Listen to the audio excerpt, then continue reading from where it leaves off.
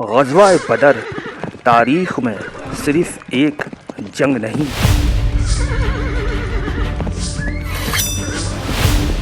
बल्कि पूरी दुनिया की अफ़वाज के लिए एक बहुत बड़ा सबक है। इस अजीम जंग से ये मालूम होता है कि जब तादाद कम हो तो अपने से 8 गुना बड़े दुश्मन से लड़ा कैसे जाता है। मगर बेशक ग़ज़वा बदर में लड़ने वाले असहाब का जज्बा पूरी दुनिया की कोई फ़ौज उस जज्बे तक नहीं पहुंच सकती। लेकिन इस मार्का हक़ में जो स्ट्रेटजी अपनाई गई वो किताबों का हिस्सा है और दुनिया की मिलिट्री एकेडमीज़ में मास्टर क्लास के तौर पर पढ़ाई जाती है। तो क्या आप जानते हैं कि पाकिस्तानी अफ़वाज इसी डिटरेंस और इसी स्ट्रेटजी पर अमल पैरा है, क्योंकि पाकिस्तान का दुश्मन भी 8 गुना बड़ा था। लोग कहते हैं कि हर वक्त पाकिस्तान नाजुक दौर से गुज़र रहा है। हम कहते हैं कि पाकिस्तान का नाजुक दौर तो 1947 से ही शुरू हो गया था, क्योंकि हिंदुस्तान जैसी सरजमीन के 2 टुकड़े हो जाना फितरी तौर पर हिंदुस्तान के लिए बहुत बड़ा सदमा था और उनके पास शायद ये खुशफहमी थी कि पाकिस्तान ज़्यादा अरसे तक कायम नहीं रह पाएगा। जवाहरलाल नेहरू का ये बयान रिकॉर्ड पर मौजूद है कि ये मुल्क 6 महीने से ज़्यादा सरवाइव नहीं कर पाएगा। तो पाकिस्तान ने कैसे ये करके दिखाया। आज हम आपको बताएंगे कि कैसे अपने से 8 गुना बड़े दुश्मन से लड़ने और अपने दिफा को नाकाबिल तस्खीर बनाने की हिकमत अमली जो पाकिस्तानी अफवाज ने इख्तियार की वो है क्या। मुझे यकीन है ये सुनकर आपके भी होश उड़ जाएंगे, क्योंकि पाकिस्तान की फ़ौज दुनिया की ज़हीन तरीन फ़ौजों में शुमार होती है। फ़ौजों का ताकतवर होना एक अलग बात है, लेकिन जहानत और प्लानिंग का मास्टर होना दूसरी बात है। और आज हम आपको यही बताएंगे कि पाकिस्तानी अफवाज कम वसाइल में किस तरीके से अपने से 8 गुना बड़े दुश्मन का मुकाबला करती है। तो वीडियो को एंड तक ज़रूर देखिएगा। ज़रा सोचिए, जनूबी एशिया में 3323 किलोमीटर की सरहद पर 2 न्यूक्लियर पावर आमने सामने हैं। हिंदुस्तान का यकीन था कि पाकिस्तान जल्द ख़त्म होकर वापस हिंदुस्तान का हिस्सा बन जाएगा, मगर 78 साल में ऐसा ना हुआ। एक तरफ हिंदुस्तान का दिफाई बजट 86.1 अरब डॉलर है, जबकि पाकिस्तान का सिर्फ 10.2 अरब डॉलर, यानी फ़र्क 8 गुना से भी ज़्यादा। फौजी तादाद में भी हिंदुस्तान को वाज़ेह बरतरी हासिल है। हिंदुस्तान के पास 14,55,550 एक्टिव फ़ौजी हैं, जबकि पाकिस्तान के पास सिर्फ 6,54,000।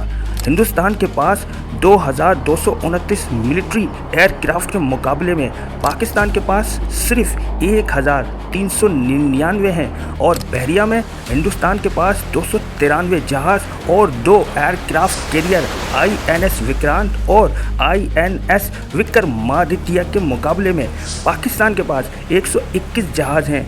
न्यूक्लियर प्रोग्राम में भी भारत के 172 से 180 वॉर हेड हैं और पाकिस्तान के पास 170 के करीब हैं। तो आइए हम आपको बताते हैं इन तमाम महाजों पर पाकिस्तान महदूद वसाइल में कैसे हिंदुस्तान का मुकाबला करता है।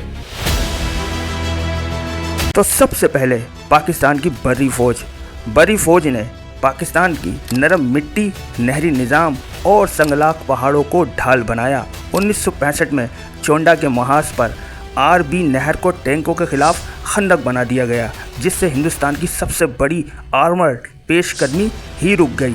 कारगिल में 18,000 फुट की चोटियों पर चढ़कर बैठ गए, बुलंदी को ही हथियार बना लिया। जहां से फेंका गया एक पत्थर भी टोप के गोले जितना नुकसान दे सकता था। नसर मिसाइल 60 से 100 किलोमीटर रेंज के साथ कोल्ड स्पॉट डॉक्ट्राइन को शुरू होने से पहले ही ख़त्म कर देता है। तो अब ज़रा नज़र डालते हैं पाकिस्तान के बहादुर सपूतों पर। फ़िज़ाइया की बात करें तो हिंदुस्तान के पास राफेल, सुखोई 30 MKI जैसे दुनिया के महंगे तरीन तैयारे हैं, जबकि पाकिस्तान के पास F-17 थंडर 5 गुना कम लागत में बनाया गया है। लेकिन असल कमाल ट्रेनिंग का है। पाकिस्तानी एयरफोर्स में हर पायलट को ये सिखाया जाता है कि मशीन नहीं दिमाग लड़ता है। CCS में डॉग फाइट की ट्रेनिंग इतनी सख्त होती है कि कम फ्यूल कम मिसाइल में दुश्मन को लॉक करना कैसे है ये सिखाया जाता है। 27 फरवरी 2019 को यही डिसिप्लिन और महारत सारी दुनिया को नजर आई, जब कम तादाद के बावजूद इलेक्ट्रॉनिक जैमिंग और टेक्निक से 8 गुना महंगे जहाज़ का मुकाबला किया गया। PL-15E मिसाइल और ESA रेडार के साथ F-17 थंडर ब्लॉक 3 वो 2.5 करोड़ की लागत से 1250 करोड़ की लागत वाला काम लेता है। बहरिया में भी हिंदुस्तान के INS विक्रांत को रोकने के लिए पाकिस्तान ने एक्स डिनाइल स्ट्रेटजी अपनाई। हरबा क्रूज मिसाइल से लेस आबदोदे Z-9EC हेलीकॉप्टर और C-602 एंटीशिप मिसाइल का जाल बिछा दिया गया है और माड़ा और गवादर को नई नेवल बेसिस बनाकर समंदर में गहराई पैदा की गई है, ताकि कैरियर बैटल ग्रुप रिस्क लिए बगैर 300 किलोमीटर के अंदर आ ही ना सके। और बस अब जाते जाते सबसे आखिर में न्यूक्लियर प्रोग्राम, ये पाकिस्तान ने सिर्फ दिफा के लिए बनाया है। अगर खुदा न खास्ता तमाम महाजों पर नाकामी भी हो तो सबसे बड़ी ज़मानत यही वॉर हेड हैं। अगर ये ना हो तो शायद हिंदुस्तान अपने अज़ाइम में कामयाब हो जाए और पाकिस्तान फिर से दो लख्त हो जाए। आज दुनिया में न्यूक्लियर बॉम्ब दहशत की अलामत हैं। इस खित्ते में ये अमन की अमानत हैं, दिफा की अमानत हैं, जो हिंदुस्तान को बार बार सोचने पर मजबूर करते हैं कि इस जंग को आगे नहीं बढ़ाना। यही वो स्ट्रेटजी है जिसने 1 को 8 के बराबर कर दिया है।